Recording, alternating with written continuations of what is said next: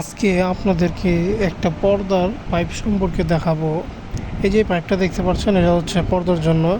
এই পাইপটা রাখার জন্য একটা আন্ঠা দেওয়া আছে এবং এই আন্ঠাকে এই পাইপের ভিতরে দুটোটাকে একসাথে মিলানো যায়, অর্থাৎ অ্যাটাচ করা যায়।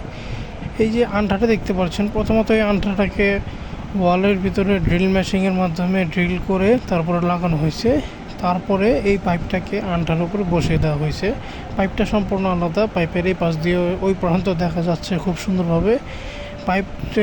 পাইপের যে লেন্থ সেটা খুবই মোটামুটি ভালো এবং এই পাইপটা কিন্তু সম্পূর্ণই আলাদা, অর্থাৎ আমি যদি এখন হাত দিয়ে ধাক্কা দিই তাহলে কিন্তু এটা খুলে যাবে বা খোলা সম্ভব, কারণ এই পাইপটাকে তৈরি করা হয়েছে সেভাবে। এবং এই পর্দাগুলো দেখতে পাচ্ছেন, পর্দাগুলোর রিংগুলো খুবই গোল গোল। এই পর্দাগুলোকে আপনি এইভাবে করলে সরে যাবে, আবার এইভাবে করলে এসে যাবে। পাইপটাকে আলাদা করার উদ্দেশ্য হচ্ছে যাতে আপনি পর্দাগুলোকে সুন্দরভাবে ঢুকাতে পারেন, আবার বের করতে পারেন।